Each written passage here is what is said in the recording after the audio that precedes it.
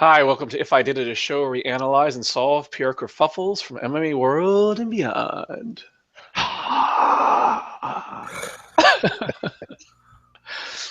I'm your host, Lexi. Joining me as always is Kid Native Lady Elbow and Eugene S. Robinson.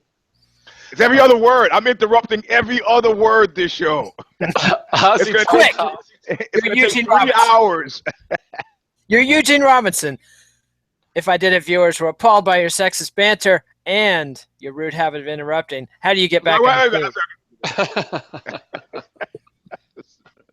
Well, Eugene, I think that, author of Fight Everything Everyone Knows About Ass Kicking, But Afraid to Get Your Ass Kicked for Asking, Aussie.com, I know that you mentioned several times, several episodes, the day in which we'd have to solve our own kerfuffle. I don't think that the situation is kerfuffle worthy yet. I think it has to be, you would have had to take the pill and something horrible would have had to happen, which made mainstream instead of chickening out on the pill? Fuck that. Fuck you guys, man. There's a 10-year-old pill that's anodized that some guy gave me at a show you want me to actually take? Well, you're the one that volunteered. The votes were against it. People cared. They cared a lot. They said not to take the pill. It was like the Matrix.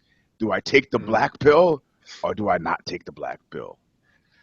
I think could have maxed out more with either the GoFundMe suggestion or if we have a certain number of viewers, I think that's what we have to incentivize it. Oh, you mean the GoFundMe thing to send me to the Kentucky Derby because I have a dream, just like CM Punk. I'm going to be a jockey and ride right into the Preakness Stakes. Oh, whatever. Speaking about dreams, Eugene, you're Chael Sonnen, former UFC fighter. Damn, it feels good to be a gangster. Fighting for Bellator, you are thought here to be the most senseless and fit man for the job. As Viacom says hello to the bad guy, tell us how your jumping ship can be Bellator's Raise Ramon, Scott Hall moment. You got Dennis Miller on me, man. Raise Ramon. Who the fuck is that? I'm sorry. He doesn't even know his wrestling history. You got to explain. Oh, no. Is it a wrestling history thing? You remember, yeah. I go back to Chief J Strongbow. I go back to Pork Chop. I go back to Baron Von Raschke. Man in the 90s. He wasn't watching. Oh, Baron Von Raschke. All the people need to know. The Claw. That's all the people need to know. The Claw. Okay, you guys are keeping. Look. I guess the thrust of the question was, I made the claim on Knuckle Up, which I'm sure you haven't watched yet. That this is when they talked about Aldrich Ames, and they were like, how could a guy like this turn against his country? How could and how could we not catch him? And somebody said, look, in the CIA, if you come walking in with a moose mask on and bags of cash, nobody would blink. So the fact that the guy was doing strange things was not unusual. Why he would do it? Well, why? Man, like this turn against his country. And then finally some analyst came up and said, it is just an earmark of employee discontent. Now people are making the claim, they're making the claim because they can make it, that the issue is, well, dude needed money, the commentating. I don't think this was about money at all. Aldrich Ames, yes, he had the fur coats and a nice car, but the issue wasn't money. The issue was being in a work situation in which he felt he was not appreciated. It had nothing to do with America or any of that stuff. He hated his fucking bosses, and I think this is a very, very closely similar thing. I think the guy is sitting there, he's watching McGregor. Let's call it the McG effect. He's watching McG come along, steal part of his shtick, and drive a Rolls Royce away from the fucking arena. Yeah, well, you know what? I got something for that. It's called me bouncing out of retirement, fighting 4 or 5 fights or however many in the contract for 2 or 3 mil a fight. That's what that's called. What weight class? Who gives a fuck? Gangster weight class. That's the weight class. So it is a competition enough. So he's going to take the kind and quality of beating that he was going to take in the UFC. Are you kidding me? His first call out is fucking Tito. Come on. Everybody gets rich. So yes, this is a sparkling, sterling moment, and going pro wrestler is not a bad thing. It's what he's been anyway. So Nate. Well, I think the analogy to the Monday Night Wars breaks down when you consider that the Monday Night Wars was two thriving wrestling organizations going head to head. Legitimately, this was an actual true rivalry. This is not a scripted thing. So go on ahead. Well, yeah, and also, but also, both WCW and WWE had big audiences, big stars, big momentum. Bellator does not have big stars. It does not have big momentum. It's sputtering along. I mean, Kimbo Slice was the big star until he keeled over. God rest his soul. But that just says everything to me about where Bellator's at. And Chael, no way is Chael getting $2 to $3 million to fight, Eugene. I mean, come on. This guy, and he also well, like I said, I knuckle up. I'm gonna tug on Mike Hogan's coat and see what I can find out while acting like we're just chatting. as smooth as I would expect from a man wearing that shirt to work. But Chael is just butthurt because they threw him under the bus when he fucked up his drug testing so bad the last time and patently lied about it. They gave him every chance to redeem himself, and he did not. And, I mean, this is just what he's going to do. I think it's a perfectly logical move for Chael, but I don't think there's any big – I don't think the UFC wanted him anymore. I mean, this is what he had left, just like Tito. I mean, this is a squeezed orange looking for one last go. I'd be almost willing to buy that just from the point of view of a framework of your day, right? Now, I don't know if you've ever done something exhaustively, right? Like I used to lift weights. At my worst, I was lifting 6 hours. My workouts were 6 hour fucking workouts, right? And then, of course, I mean, now I'm not lifting weights very much at all, but if you were to have removed that 6 hour, given me that 6 hours back, I'd have been a lost man. It'd have been a retired cop syndrome. I'd be sitting at home that would know what the fuck to do with myself, washing my jet ski. What do you do? What do you do if you're Chael Sonnen, you know? I mean, okay, yeah, maybe he needs the money. Maybe he doesn't need the money. Maybe it's a thumb in the eye at the UFC. Maybe it's not. Maybe it's because he's butthurt. Maybe, you know, what the fuck does a guy, what, he's at home helping with the babies? And then what? He's reading MMA news and then doing his 1 hour fucking, I can tell you doing this show 1 hour, man, I got a lot of time left in the day after this show is over. What would I do without jiu-jitsu? Seriously. I mean, and your day job. Yeah, well, of course, yeah, I guess Chael. He doesn't have also, one other factor is Chael, honestly, I think would be, if he could still be a broadcaster for Fox Sports 1 in the UFC, I think he'd be pleased as punch. But when he fucked up the drug testing and lied on the air and embarrassed everybody, they took the mic away too. So, yeah, right. You know, he's cast out in every which way. And so, I mean, this makes perfect sense for him to go to Bellator, but it's not like there was a bidding war here. My favorite. Well, but here's the thing, though. That's my favorite part of the LA Confidential, where they go to Kevin Spacey and they say, "We want you to roll over on another cop." He goes, "I'm not going to roll over another cop." He goes, "Well, after we take away your TV show," he goes, "It was Stanson. He did it. He did it." But the point is, in terms of the Scott Hall Razor Ramon, is one, you know, Chael Sonnen like taking Razor Ramon shtick, you know, say hello to the bad guy, which was taken from Scarface, but whatever, right? It's the Razor thing. And the fact that for the Monday Night Wars, what happened was, this is why I was throwing this out to you guys, was the fact that WCW was trying to, it was an organization that had deep pockets behind it, deeper pockets than, at the time, than WWF did, because, you know, you had Ted Turner and like his big old media empire.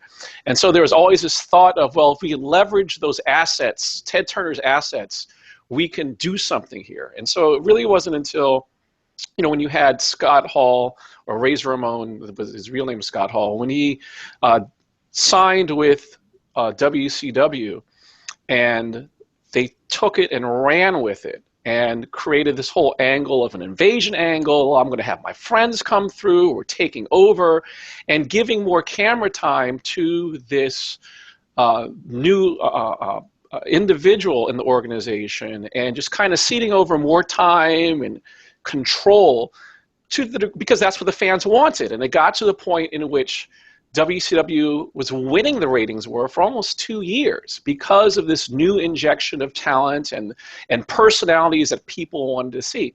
I brought this up because the one thing I think is really frustrating about watching the whole Scott Coker Bellator regime is there's always this talk of, oh, Viacom assets, we're going to leverage Viacom, we're going to leverage. And almost every UFC fighter with some kind of weight behind their name, ex-UFC fighter, goes in like, we're going to leverage the assets. And we don't, other than a Dave and Buster's commercial, we really don't see it. So the question is, the fact is, since you have enough pieces in play with regard to Rampage, with regard to Tito, with a possible Fedor match with Rory McDonald, you kind of see something working out there to have some kind of larger interest. Because the fact is, with all those guys, I mean, none of them has the presence of a Chael Sonnen in terms of a mouthpiece, in terms of drawing attention. So the question is, do you think that's enough? Do you think that can be enough to make a difference for Bellator? Is it going to be just like Rampage, just like Tito, just like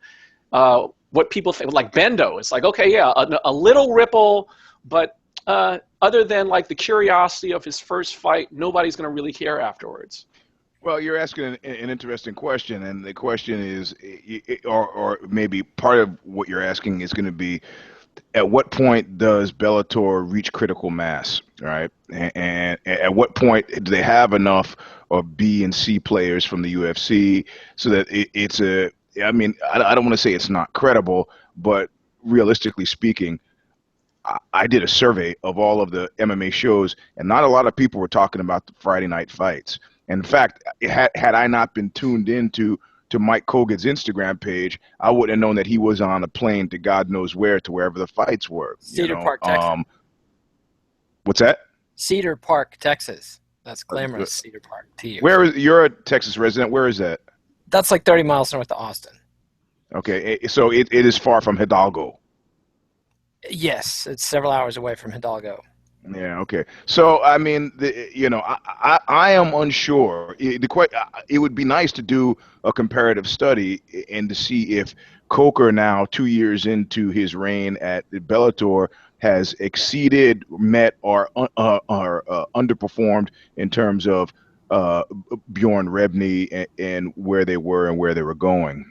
I mean, the thing about Bjorn Rebney is he did feel like a frontiersman to me to a certain degree.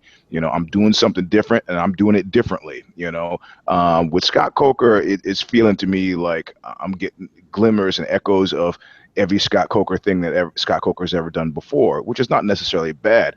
And I'm going back to K1. I'm going back to Strike Force. What is it? The British phrase, jumped up. He has now elevated his cast and class. It's going to be interesting to see if he can pull it off. And part of that's going to be when he has enough to go critical mass. I happen to think he probably has enough.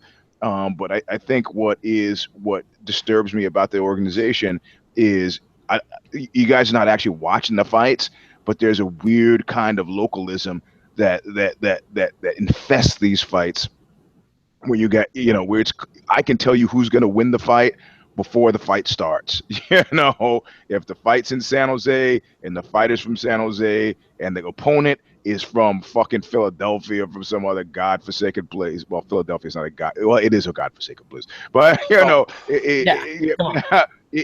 that, pretty much it is really totally clear to me that he's drawn from a different playbook, So I don't know if I don't know what that.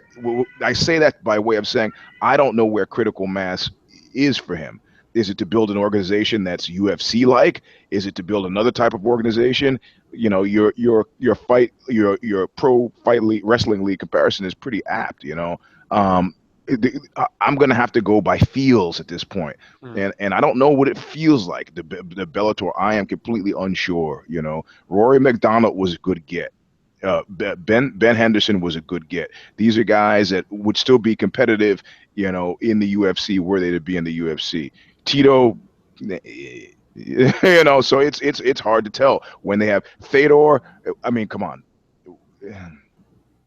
I mean, at this point now, I think everybody largely feels that Fedor missed his moment and is fucking around. So who cares? I don't know. It'll be interesting to see how it plays out. If I think about it too long, I'll start to freak out, though. What about you, Nate? Well, I think putting pieces together, and the more pieces together the more mass they have. But so far, I mean, Ben Henderson went over there and got his ass beat and washed out.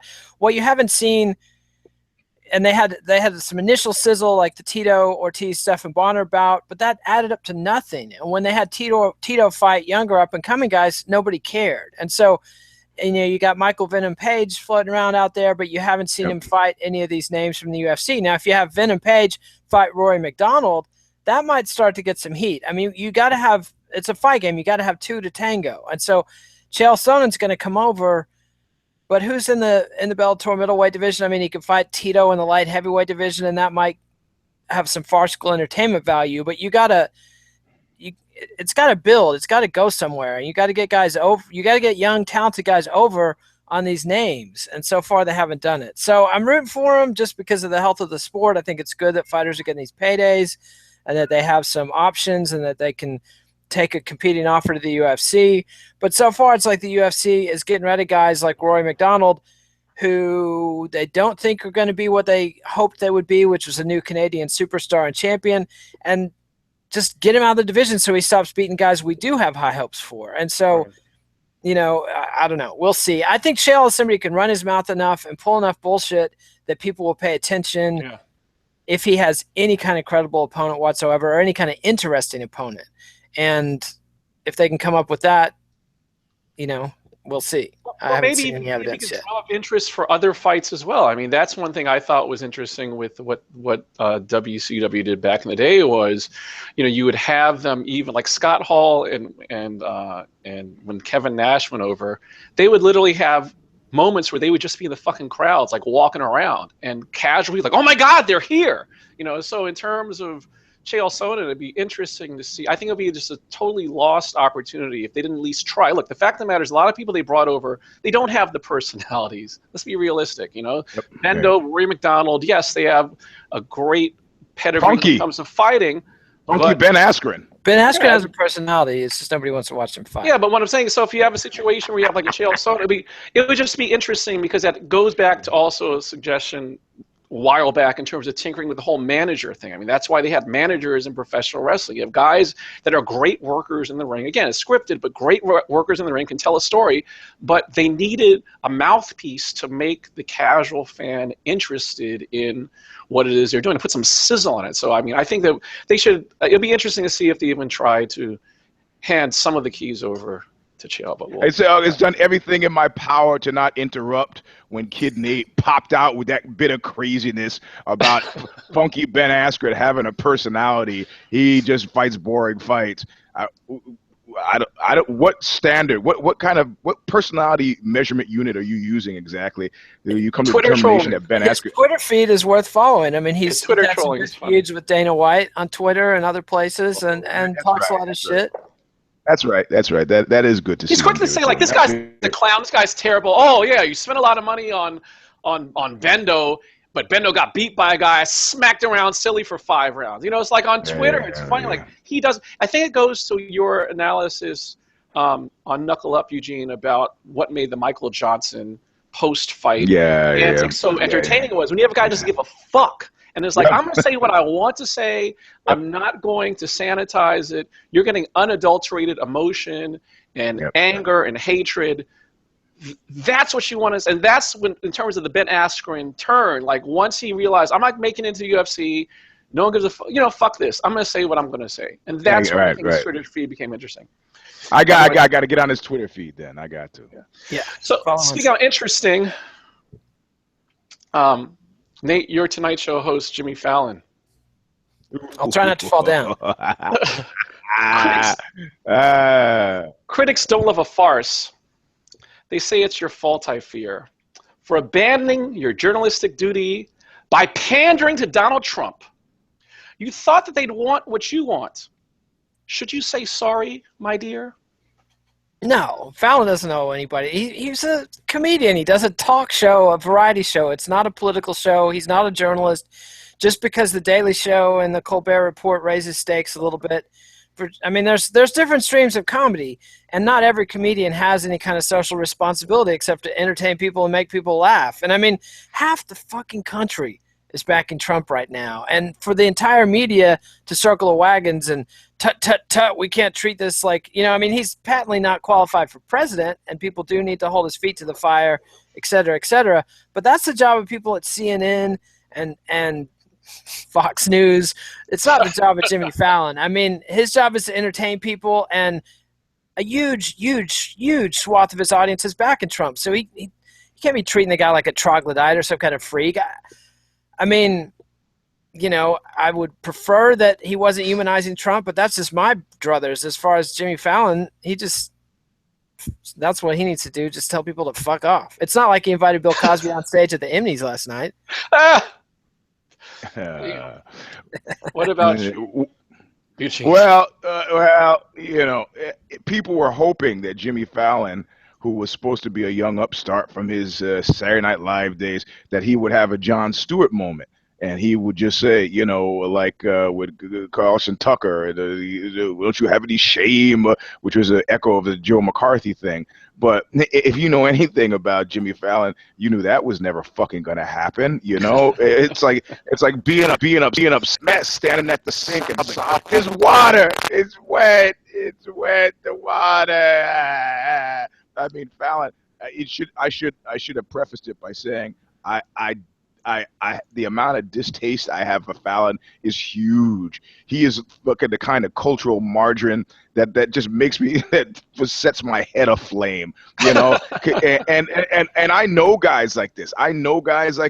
Like who are celebrities, and I want to, and when I say like this, I mean guys I really want to hate, but I got no reason to hate them, and everybody else seems to really like them, so I just go along to get along. They're like, I kind of feel that way about Fallon. Everybody seems to like the guy, and so I'm just the outlier. I'm just a cranky old fuck, and I don't get it. And I'm like Frank Sinatra. Frank Sinatra never thought Chevy Chase was funny. I was like, man, Frank he's an old fuck. Well, Frank probably knew comedy. Maybe that's what it was. I can't come up with any good reason to like Fallon, but I have plenty to dislike him. But that's, I got to think, a personal problem at this point, and I don't think I agree with Nate 100%. You wanted something from a guy that guy was never going to be. So, sorry. Speaking of wanting something, At.You're Rob Kardashian.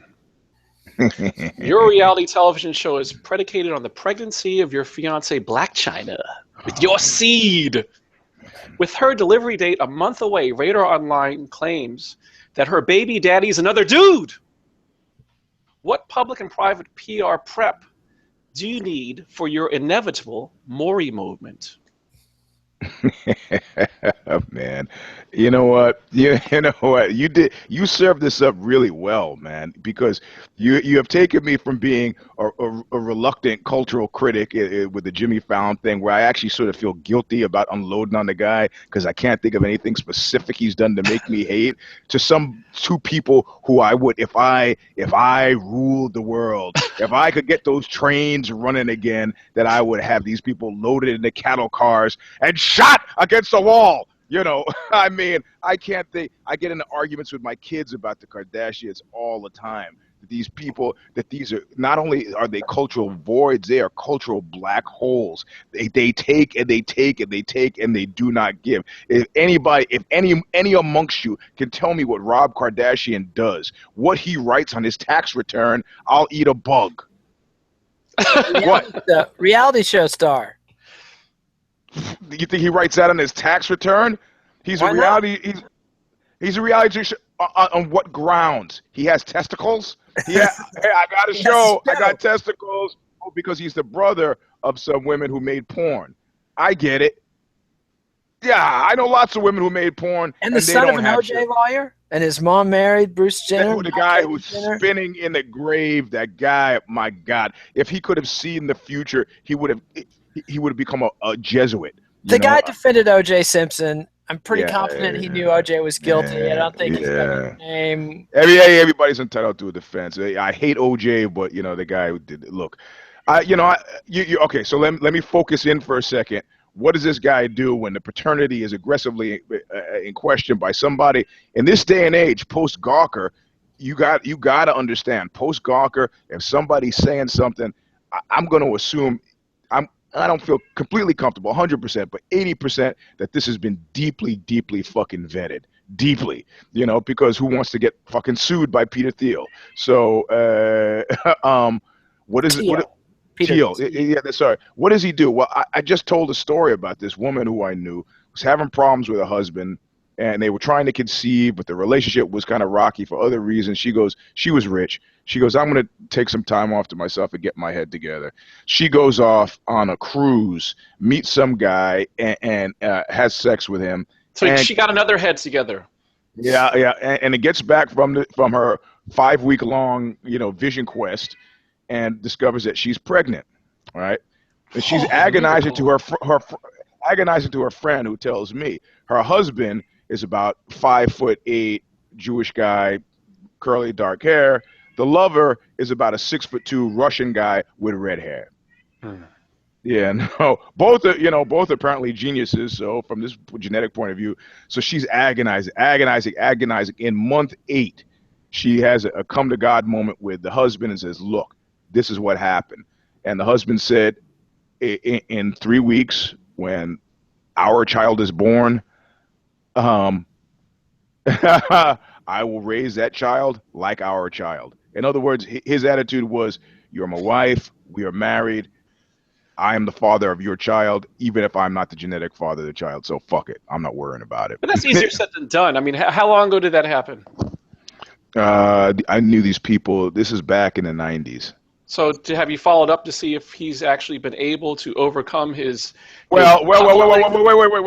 This is before the kid was born. So the kid was born, and, kids can be pretty... I mean, you can have racially indeterminate kids for a long time, I mean, my kids happen to look like me when they came out, but, the facial things don't develop right away. So they got the kid was born, and she's kind of like watching, and because she wants to know, watching. And then eventually the kid starts to have dark hair.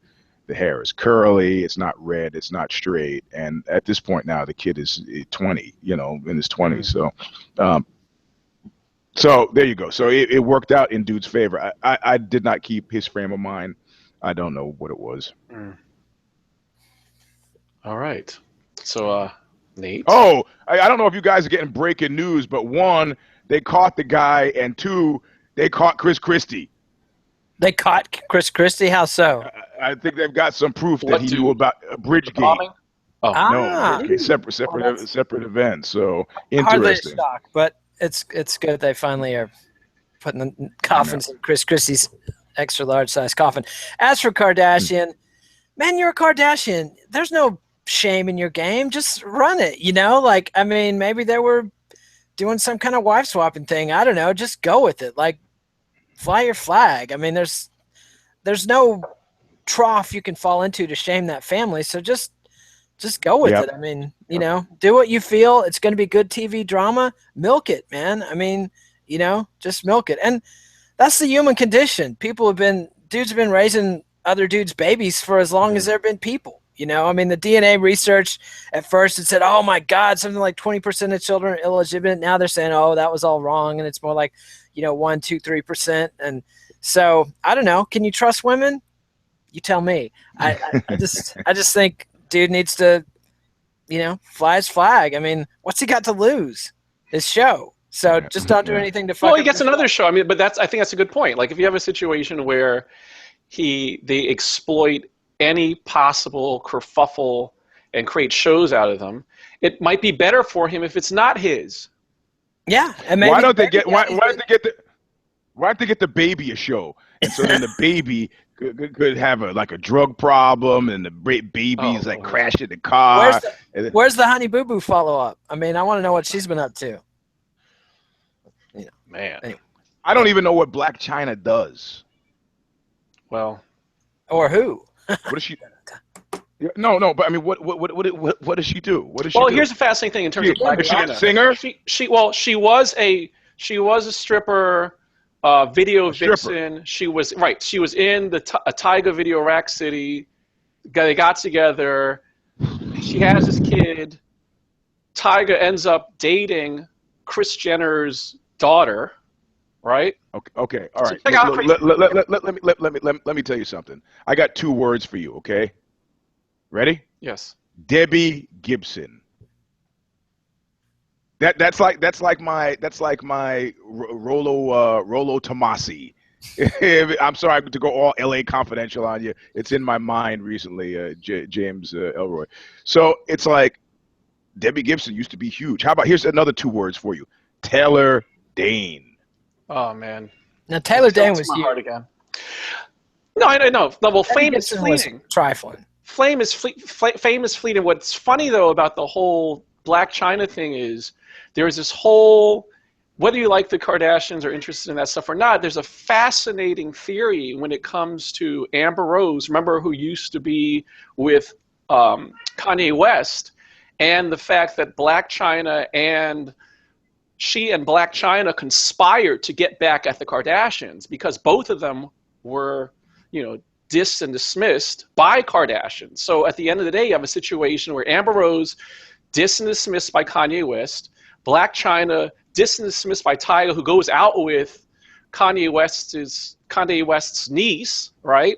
And so all of a sudden, some people think they concocted this whole scheme of, okay, how are we going to get back at these people and get back in the spotlight? Rob Kardashian. You're going to start flirting with him. You're going to throw that on. You're going to throw it on him. You're going to make him fall in love with you. Boom. There you go. And you're back in the fold. They're going to hate you for it. You're going to have that Kardashian money. So it's a really, in terms of conspiring, it's a really soap opera-esque, but in real life kind of situation. I would cut off a body part for every book any one of these people has read in the last year. Dr. Seuss count? No, children's books do not count. So they show up and there's no chance. They show up with a book that they've read, and I will cut off a body part. Like the Yakuza? Yep, exactly. Every book, fingernails a don't body count, part. Man. Boom. I'm not counting fingers and finger and tail nails. Like, there's a body part. Oh, shit. Okay, well, come back in a week and I'll cut off another one. Yeah, so there's a loophole. What? It was a loophole. Oh. So speaking of loopholes, Eugene, you are the Broward Sheriff's Office. Oh. Jeff Bell, the president of your union, has asked that you stop providing protection for Miami Dolphins football players after 3 knelt during the national anthem last week. According to the Miami Herald, another police group which provides security at Dolphins games already responded, telling the Miami Herald it has, quote, contractual obligations with Hard Rock Stadium to provide public safety. The safety of our residents and visitors is our primary concern, end quote. How do you handle this situation?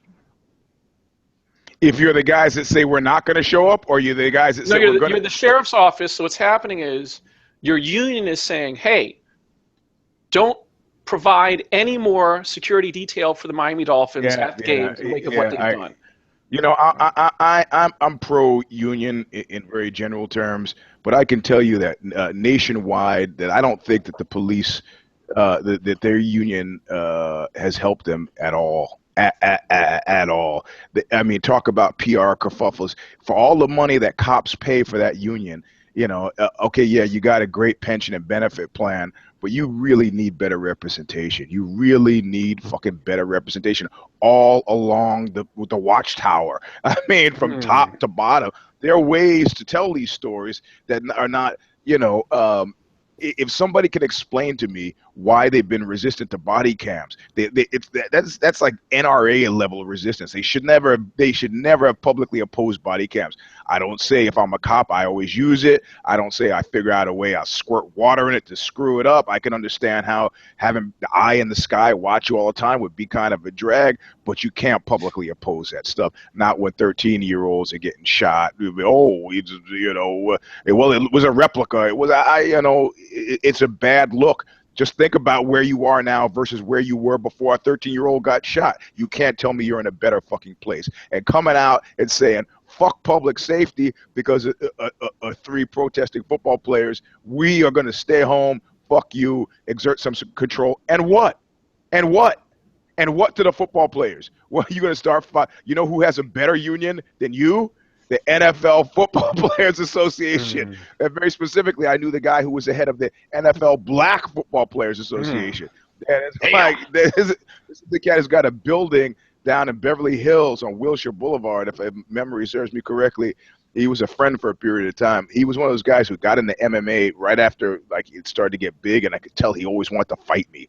But we were friends for a period of time. I got it just like, for you. You know, if every single African American player in the NFL knelt, what are you going to do?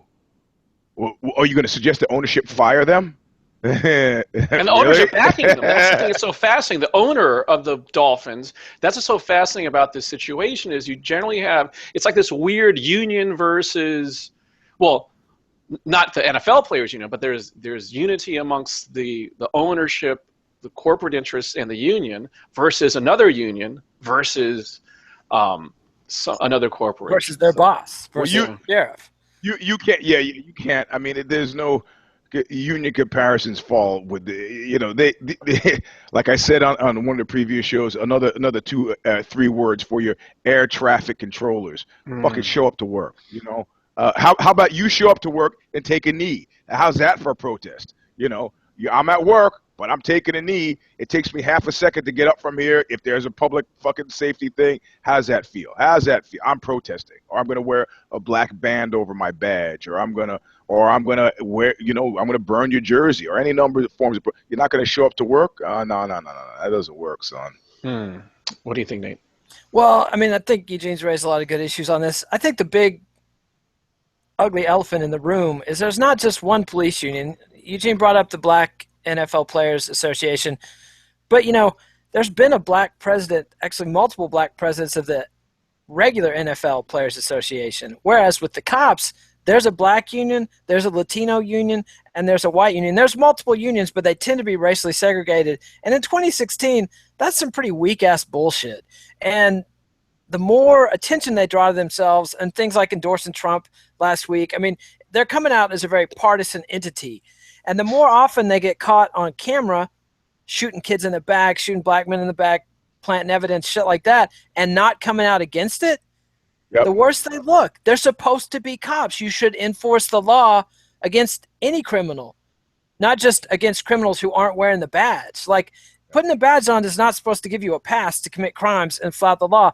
Plus, remember when they got into it with New York's Mayor de Blasio last year? They were turning around in the mayor's face, standing up and turning their backs in a protest very similar to what the NFL players are doing. So they have the right to protest at funerals, and NFL players don't have the right. Like this cops union guy was saying, I think once they put on the sacred colors of the Miami Dolphins, they forfeit their right to freedom of speech. It's like NFL players are not public servants. This is not some sort of sacred ritual. This isn't sumo at the Budokan, jackass. This is the fucking NFL. It's for profit. It's private industry. These guys are trying to get paid.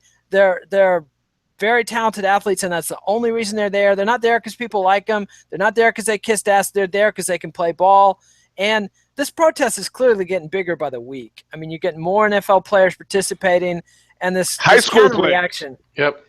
Yeah, high school players, little league teams. I mean, there's a really ugly incident in Beaumont, Texas, which is a cesspit of racism. Take it from me. The Golden Triangle of Texas is awful on racism.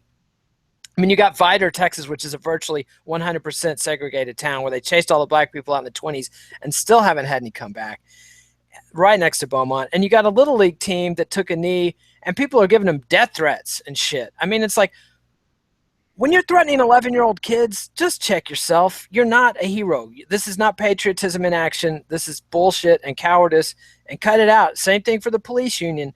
Do your job, dude. Show up, protect people at the game. If you have a beef with Kaepernick, put a Facebook video out there. Hold up a sign. Like, there's tons of ways you can protest, but skipping your job is not the way to go. You know, in a very strange way, why I'm angry about this whole thing. Why I'm outraged, why I'm beside myself with pique and dudgeon. I have not been standing for the national anthem since 1971. Where's my press? Where is my press? Where is my acclaim? Tournament, you got to live broadcast your refusal to stand for the anthem. Yeah, but now. But then people are going to say he's copping off of Kaepernick. yeah, and plus I've been standing. Hits MMA. I've been standing since 2008. You know, so from 1971 to 2008, I'm a prisoner of conscience, and I'm not refusing to stand. No press. My jersey sales didn't go through the roof. Here I am. Man. Well, bitterness. That's like a little bit of a teachable moment, but not our main bitterness moment. Yeah. Our teachable moment, Nate, you are a major media outlet. You're no stranger to Donald Trump. You read his tweets, and so do I. A birth or press conference is what you were thinking of. What you got, you wouldn't get from any other guy. A 20-minute Trump hotel infomercial with its military supporters, concluding with Trump blaming Hillary Clinton for starting the birther rumor before stating, quote, President Barack Obama was born in the United States, period. Now we all want to get back to making America strong and great again, end quote. He walked off the stage without taking any questions. As CNN's Jake Tapper, humiliated and enraged, said, quote, we all got rickrolled and played, end quote. Never going to give you up. Right, you've covered Trump for so long. Your heart's been aching, but you're too shy to say it. Inside, we both know what's been going on. We know his game. So tell us how you're going to play it. They're going to go right back and cover him again next time. Because the ratings, and they're in the ad business. That's the ugly truth. We've handed over our public discourse to people with a profit motive. You know what they're going to do? They're going to follow the money. And they might whine about it and bitch about it, but they're going to do it again next time because he got good ratings. Trump doing nothing and pulling some bullshit, I mean, got good ratings. His meta media game is pretty close to genius, and Clinton is over there whining and complaining and trying to work the refs instead of working the media. She has no concept of how the media works, and she's up against a pro. And the media is not going to suddenly stand up and start calling Trump on his bullshit. These people, these are broken garbage people. These are not credible, principled people. I mean, to make it to the top in today's broadcast media world, you got to be pretty, and you got to have presence on camera, and you got to do what you're told and smile and swallow shit. And hey, I'm going down the checklist, baby. I got them all. Wait a second. I'm eating the shit. Come on, man. This is not eating shit. Yeah. Put some sauce on it. Is that the final word from you, Nate? That's it. That's all I got. They ain't gonna do shit. And you know, they can complain about it, and they already complained. Jake Tapper coming out saying we got rickrolled is something. That's yeah. Well, you know, I said it. I'd knuckle up, and I'll say it here again. That it's chaos surfing. It's chaos surfing. You know, and if you want to see who does it well, kids do it well. 5-year-olds. You know.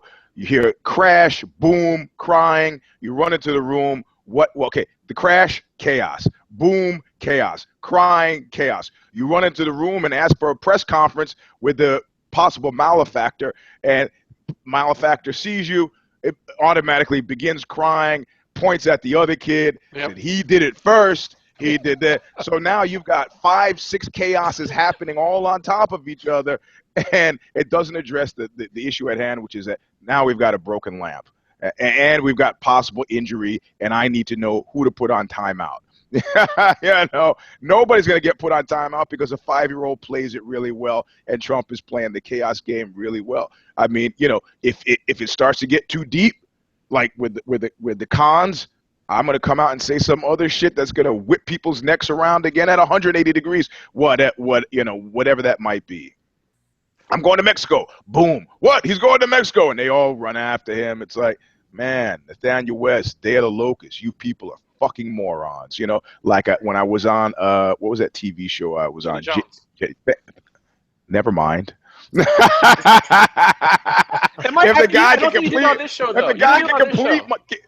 If he can complete my fucking thought, that means I tell the story too many times. I don't know if they saw on this show, though. No, when Jenny Jones was like came backstage when I was on her show, and I was like, I'm gonna have some postmodern fun with this thing. I'm gonna go out there and make.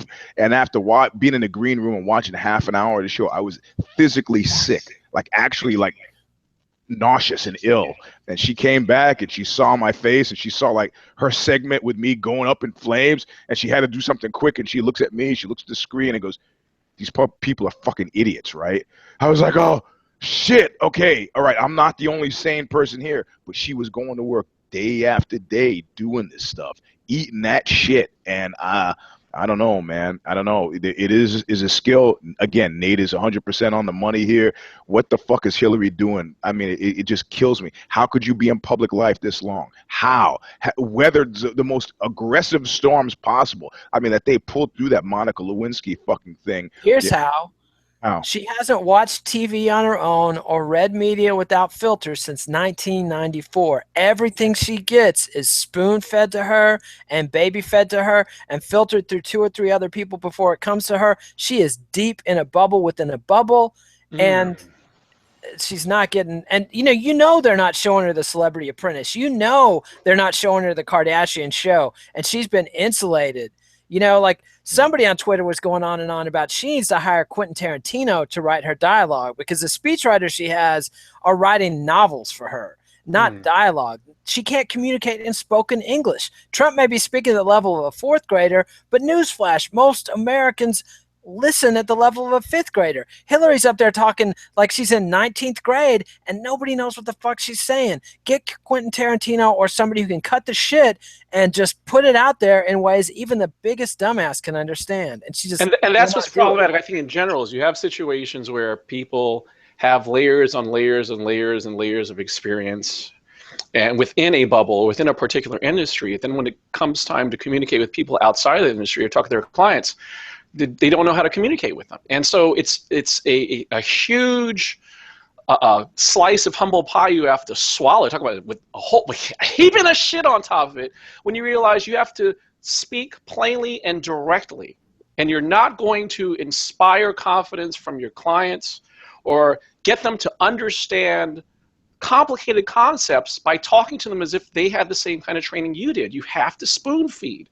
And a lot of people have problems. I was like, well, I have to throw in a couple 5 or 6 syllable words now and then to make people think and respect my intelligence. Like at the end of the day, you have to communicate with people and you have to break shit down and you can't get too convoluted. So it's also I think I'm not going to go for the okie doke here, and everybody's wanting and willing to panic. I'm not willing to do that because I think that this is all just people rushing to the back of the 7-Eleven, the juniper bushes, getting their seats for the big fight, which is the debate. These 3 debates, if you think this is about anything else about positioning prior to the debate, you're wrong. And if and it's going to be won or lost in these 3 debates. That's it. And it's going to be fascinating to see, because what was fascinating about that press conference was, at the end of the day, he could say, "Look, I addressed the birther situation." Yep. I did. Which is probably why it was. I said that he was born in the U.S. That's it.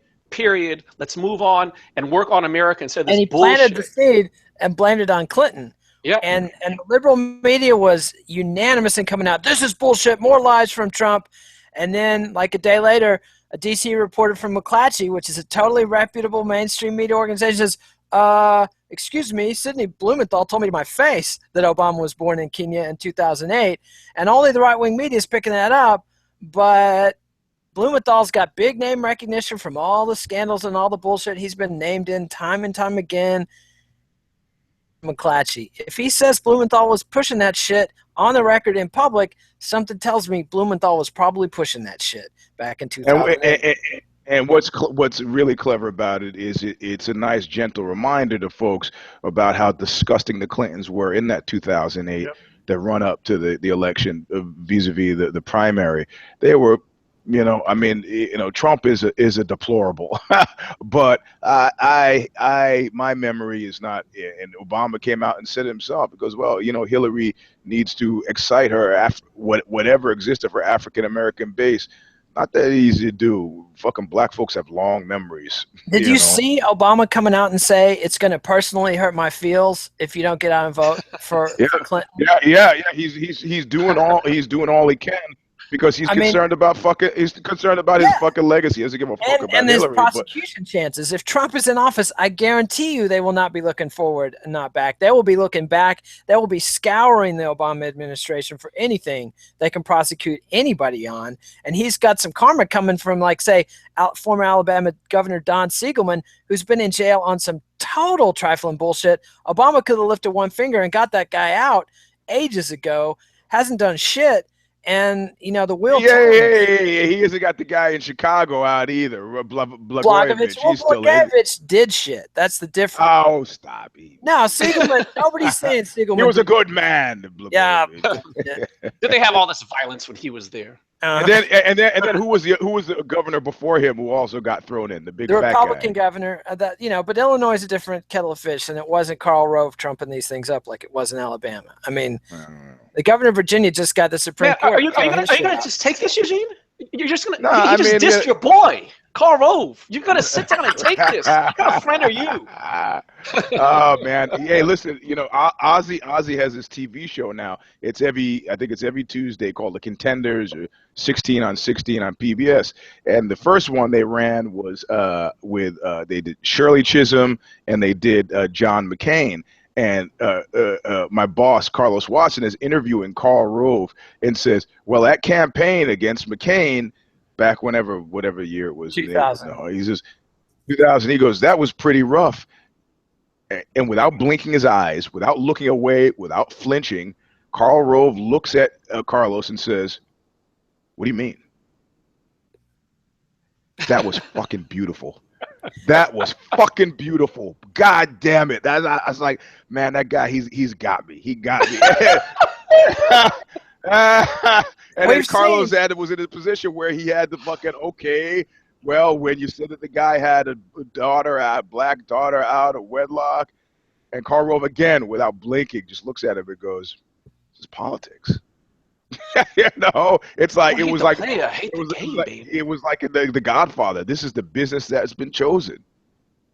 It was like Nathan Thurm. I'm not being defensive. You're the one that's being defensive. I mean, that's great. But we've seen. Why don't you try pointing the finger at yourself every now and then? That fucking Martin Short, unsung comedic genius. I think the Karl Rove moment is very telling for Eugene. But what I want to see Eugene's metal tested with a green room encounter with Ann Coulter. Can you stand up? No. You know, I'm not worried about that. I'm not, because super tall, skinny, thin women just freak me out. They're like praying mantises. I've just not been a fan. However, I don't know. I heard she was dating Garrett Morris, Jimmy Walker. I mean, well, we said when people were upset last week over things I was saying, let me just widen the pot. No, hey, man, look. Like I said in my response, you can, much like the Donald, I'm always speaking the truth. You might not like it, but I'm always speaking the truth. I'm not. So let me tell you who I'm worried about, and it's a real serious worry given my job and where I am. I'm less worried about somebody like Ann Coulter, and I'm much more worried about Kissinger. I'm anticipating that in the next year I could actually meet Kissinger, and I'm building up my defenses now. Secret bombings at Cambodia and Laos, his disregard for the for the creation of the state Israel. I mean, the guy has a long, unperturbed record of horribleness, and I'm just trying to steel myself for this moment where he reaches across the table and goes, "Eugene, very nice to meet you," and I go, "Oh, very nice to meet you too, Dr. Kissinger," and I just fall for it, fucking hook, line, and sinker. Ann Coulter, she's nothing. She's Zorak from Space Coast. I'm not worried about that. You know, I won't appreciate her as the bombing suspect was wounded before capture. It was a shootout. As we've been doing this show. So Ann Coulter, I'm not afraid of her or have any issues with her as a woman, political journalist, writer. She's just she could be Blac Chyna for all I know. Man.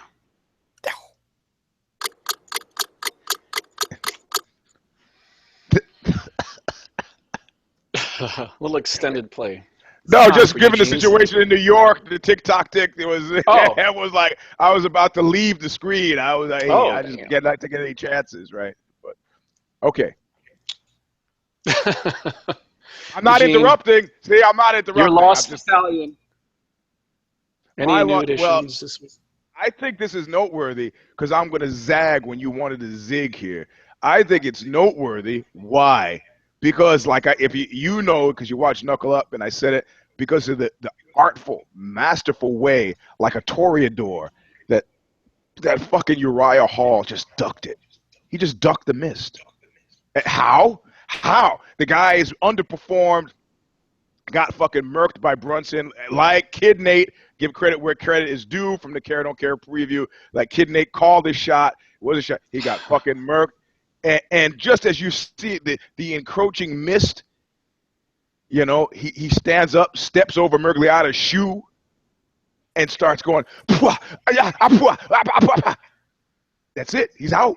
He's out. He got ahead of the narrative so fucking fast. Now, look, he was in that. I saw his eyes. I zap-rooted it and slowed it down. I saw his eyes. He was in that Overeem land of well, didn't you see? I won that. He tapped. Why can't you? He was in that Overeem land. But rather than try to articulate, you know, the addled brain post-knockout effect, he just got up and through a series of mimes indicated to people, gave birth into our minds to the fact that, yeah, that was a fast stoppage. Who the hell is Herb Dean trying to help with something like that? I was perfectly okay. And it works. It works in this instance in a way that I haven't. I mean, he created a scintilla of fucking doubt in his moment of greatest need.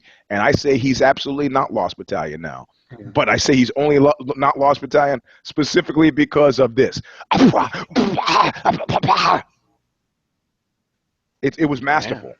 You want to learn if you're an MMA fighter and you've made it this far into the show, you got like there's something else you should do. If it's a draw, don't get up from the fucking canvas like, you know, before. I mean, when the fight ends and you're and both of you are still like standing, you jump up as fast as you can with your fist in the air. And you start screaming and jumping on the cage and waving to the fans and hugging your corner people like you think you won. There you go.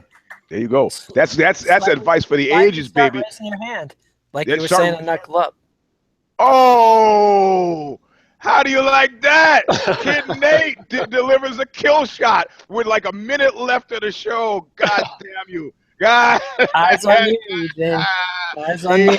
He's watching it. Just enough to scintilla of doubt in my mind. Yes, I did say that at Knuckle Up, Al. Like I can trick the ref is holding my wrist and I'm moving my hand. If I go 0-0 into the finals, moving my hand so that he has this thing in his mind like, yeah, this is the hand I want to raise. Not in an obvious way, very gentle way. It's called psych op, baby. Learn it, live it, love it.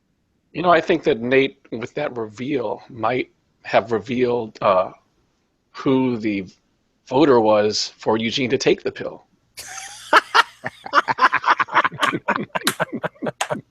Take it, goddammit! He's trying to log out and log into another account so he could, like, you know. I was against the pill fiasco. It was probably him because he probably said so at the end of the show, and that way I don't even imperil the show, right? Like I don't fuck with his world. I say at the end, fuck, who gives a fuck what happened? The whole from the pill, the moment the pill appeared, I was against it. That nothing but bad coming out. Eugene takes a pill, dies on the air. That's bad for me. Well, we still have show 251 to consider, so you know, a few people have started letter writing to Fighters Only, tweeting to their account, so that is something, you know. I mean, look, you know, somebody who is in the know told me that the Grammys are fixed. What? Yeah, and I'm saying like somebody up and up that it is, you know, it's not like it's. Structurally, the organization is different than the Emmys, the Tonys, and the Oscars. It is different than all ownership or rules of governance or some such thing. It's fucking different, and they are choosing. It's rigged, is what I'm saying. In other words, if you think all of the people who make music in any given calendar year are sitting at home with ballots going, Oh yes, oh yes. That's not what's happening. No, it was founded in the late 50s to kill rock and roll, is what the Grammys were about, and those traditions have continued. Yep. Man. Well, on that positive pro rock and roll note. Sorry, man. But here I am. I'm smiling. I'm doing everything. Come on, baby. Here I am. It was something. Follow us on Twitter at Eugene'S Robinson, at Kid Nate Alexi Old. Please give us a thumbs up, Eugene. See, I brought it from there. Okay. Leave comments on YouTube. Subscribe to MMANation.com on YouTube, MMA Nation on iTunes. Visit Bloody Elbow. Read Eugene at Aussie.com. Be sure to check out all three of us at Amazon.com. Spread the word to your friends and foes. We're leaving today. Let them know about the pre-R brilliance that we are bringing for free, live and in public, if you will, baby. And we take side work, by the way. Exactly. As long as you got a check in hand. I'm contractually forbidden from that. But that's just him. Yeah. Alexi and I, we can be bought. Big giant. What Michael Johnson? Yeah. That's right. I love that. That was all angry too. That's why he's like.